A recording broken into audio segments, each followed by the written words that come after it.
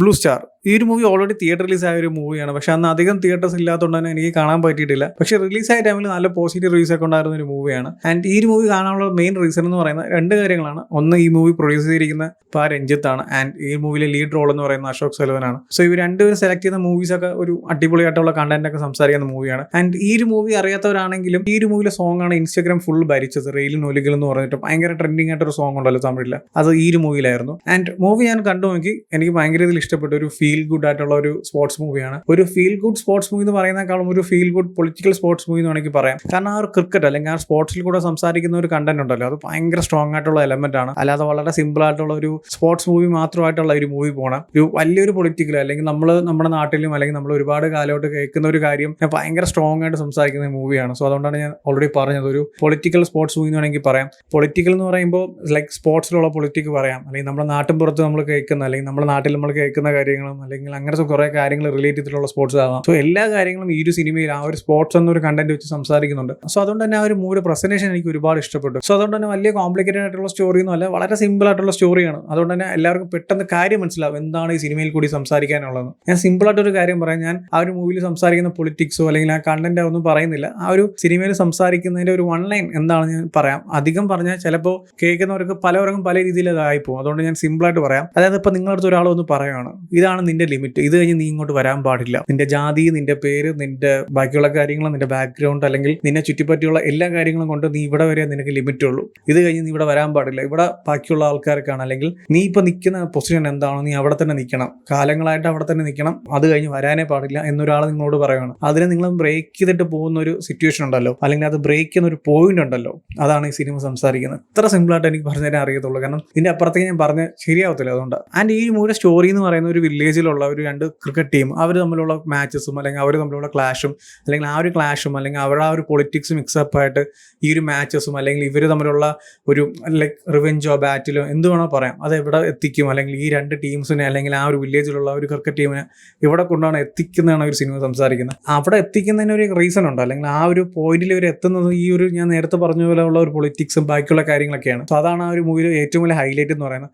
അത്ര വലിയ കിടിലം കണ്ടന്റോ അല്ലെങ്കിൽ അത്ര വലിയ ഭയങ്കര കിടിലം എന്ന് പറഞ്ഞാൽ അങ്ങനെയല്ല ഞാൻ പറയുന്നത്. പക്ഷെ എന്തായാലും നിങ്ങൾ കണ്ടു നോക്കുമ്പോൾ നിങ്ങൾക്ക് മനസ്സിലാവും അതിന്റെ ഡെപ്ത് എന്താണെന്നുള്ളത് നൈസായിട്ട് തന്നെ മൂവിയിൽ പറയുന്നുണ്ട്. ആൻഡ് എടുത്തു പറയേണ്ട കാര്യം, ഈ ഒരു മൂവിയിൽ വന്നു പോകുന്ന എല്ലാ ക്യാരക്ടേഴ്സിന്റെ പെർഫോമൻസ് ആണ് അടിപൊളിയായിട്ടാണ് എല്ലാവരും, ഈച്ച് ആൻഡ് എവരി വൺ, ഈ സിനിമയിൽ വന്നു പോകുന്ന എല്ലാവരും നൈസായിട്ട് തന്നെ പെർഫോം ചെയ്തിട്ടുണ്ട്. കാരണം അതായത് അതിൽ വന്നു പോകുന്ന ഓരോ ക്യാരക്ടേഴ്സോട് നമുക്ക് നല്ല രീതിയിൽ കണക്ട് ചെയ്യാൻ പറ്റും. നമുക്ക് അറിയുന്ന നമ്മുടെ കൂടെ ഉള്ള ഒരാളുടെ ഒരു സ്വഭാവമായിരിക്കാം, അല്ലെങ്കിൽ നമ്മുടെ കൂടെ ഒരുപാട് കാലം നടക്കുന്ന ഒരാളുടെ പോലെ ആ സിനിമയിലും ഒരു ക്യാരക്ടറാണ്. കാരണം നമ്മുടെ നാട്ടിൻപുറത്തൊക്കെ ഇപ്പം ഇല്ല, ശരിക്കും ഈ ക്രിക്കറ്റ് ഗ്രൗണ്ട് എന്ന് പറയുന്നത് വളരെ കുറവാണ്. ഇപ്പോൾ ഉള്ളതെല്ലാം ടർഫാണ്. നമ്മൾ പണ്ട് ഒരു 20 വർഷം മുമ്പ് വെള്ളം ഫ്രീ ആയിട്ട് കുടിച്ചു, പക്ഷെ ഇന്ന് പൈസ കൊടുത്ത് വാങ്ങണം. അതുപോലെയാണ് പണ്ട് ഫ്രീ ആയിട്ട് നമ്മൾ ഗ്രൗണ്ടിൽ പോയി കളിച്ചിട്ടുണ്ടെങ്കിൽ ഇന്ന് അതേ ഗ്രൗണ്ടിൽ പോയി കളിക്കണമെങ്കിൽ മണിക്കൂറിന് 1000 രൂപ കൊടുക്കണം. അതും ഒരു രീതിയിലുള്ള പൊളിറ്റിക്സ് ആണ്, അല്ലെങ്കിൽ അതും ഒരു രീതിയിലുള്ള എന്താ പറയുക, ഒരു ബിസിനസ് ആണല്ലോ. കാരണം പണ്ട് ഫ്രീ ആയിട്ട് നമ്മൾ എത്ര മണിക്കൂർ നമുക്ക് അങ്ങനെ പൈസ കൊടുക്കേണ്ട കാര്യമില്ല. അല്ലെങ്കിൽ രാവിലെ ഒരു രാത്രി വരെ സ്കൂളില്ലാത്ത സമയത്തൊക്കെ ഗ്രൗണ്ടിൽ തന്നെ എൻ്റെ വീടിൻ്റെ അടുത്തൊരു ഗ്രൗണ്ട് ഉണ്ടായിരുന്നു.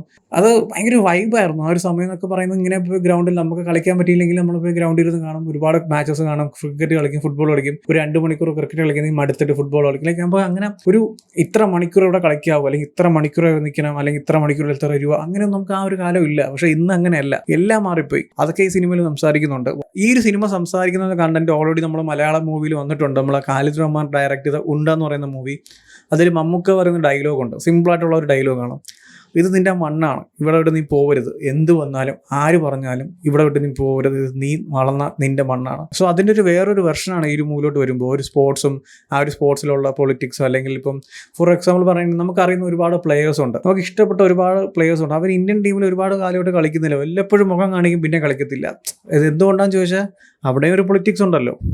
ആ ഒരു കാര്യം ഈ സിനിമയിൽ അടിപൊളിയായിട്ട് സംസാരിക്കുന്നുണ്ട്. ലൈക്ക് ഒരു സിമ്പിളായിട്ട് ഇങ്ങനെ കാണിക്കും, പക്ഷെ അത് എത്രത്തോളം ആ ഒരു കാര്യം ഡെപ്ത് ഉണ്ടെന്ന് നമുക്ക് ആ സിനിമ കാണുമ്പോൾ നമുക്ക് മനസ്സിലാവും. പാഷാണം ഷാജിയുടെ ഒരു ക്യാരക്ടർ സിനിമയിൽ വരുന്നുണ്ട്, ഒരു ക്യാമിയോ റോളാണ്. പുള്ളിക്കാരൻ മലയാളത്തിൽ ഇതുപോലത്തെ ഒരു ക്യാരക്ടർ കിട്ടിയിട്ടില്ല, അത് ഷുവറാണ്. കാരണം അടിപൊളി ഒരു ക്യാരക്ടറാണ്. മൂപ്പരുടെ ഒരു ക്യാമിയോ റോളാണ്, ജസ്റ്റ് കുറച്ച് നേരം വരുന്ന ഒരു ക്രിക്കറ്റ് മാച്ചിൽ വന്നുമാണ്. അതിലുള്ള പുള്ളിക്കാരൻ്റെ ഒരു പെർഫോമൻസും ആ ഒരു ക്യാരക്ടർ പ്രസൻറ്റേഷനോ അല്ലെങ്കിൽ അതിൽ പുള്ളിക്കാരൻ സംസാരിക്കുന്ന ഒരു കാര്യങ്ങളൊക്കെ ഉണ്ടല്ലോ മാൻ, അടിപൊളിയാണ്. അത് എനിക്കൊന്നുമില്ല മലയാളത്തിൽ ആ പുള്ളിക്കാരൻ ഇങ്ങനത്തെ ഒരു ക്യാരക്ടർ കിട്ടിയിട്ടില്ല. എൻ്റെ അറിവിൽ ഞാൻ കണ്ട സിനിമയിലൊന്നും ഇല്ല, എനിക്കറിയത്തില്ല ഉണ്ടോ ഇല്ലയെന്ന്. പക്ഷേ തമിഴിൽ അതും ഈ ഒരു സിനിമയിൽ കിട്ടിയൊരു ക്യാരക്ടർ എന്ന് പറയുന്നത് പുള്ളിക്കാരൻ അടിപൊളിയായിട്ട് പ്രസൻറ്റ് ചെയ്തിട്ടുണ്ട്. ആൻഡ് അതിൽ സംസാരിക്കുന്ന കാര്യം ഞാൻ നേരത്തെ പറഞ്ഞ പോലെ തന്നെ പൊളിറ്റിക്സ് ആണ്.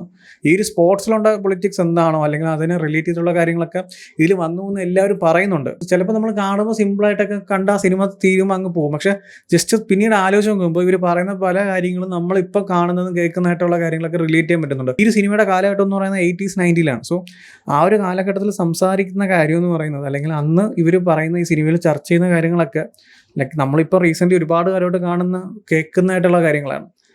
സോ എന്തായാലും നിങ്ങൾ സിനിമ കണ്ടു നോക്കുമ്പോൾ നിങ്ങൾക്ക് ഇഷ്ടപ്പെടും. ലൈക്ക് നല്ല ഫീൽ ഗുഡ് ആയിട്ടുള്ള ഒരു മൂവിയാണ്, നല്ലൊരു സ്പോർട്സ് മൂവിയാണ്. സോ എന്തായാലും കണ്ടു നോക്കൂ, നിങ്ങൾക്ക് ഇഷ്ടപ്പെടും. ഒരു നൈസ് ഫീൽ ഗുഡ് ആയിട്ട് കാണാൻ പറ്റിയ ഒരു അടിപൊളി മൂവിയാണ്. സോ ഓൾറെഡി ഈ ഒരു മൂവി കണ്ടവരാണെങ്കിൽ നിങ്ങളെ റിവ്യൂസ് എന്ന് വെച്ചാൽ കമൻറ്റ് ചെയ്യൂ, വീഡിയോ ഇഷ്ടപ്പെട്ടാൽ ലൈക്ക് ചെയ്യൂ, ഷെയർ ചെയ്യൂ. ഇതുപോലെ കൂടുതൽ വീഡിയോസിനെ ചാനൽ സബ്സ്ക്രൈബ് ചെയ്യൂ. Thank you so much.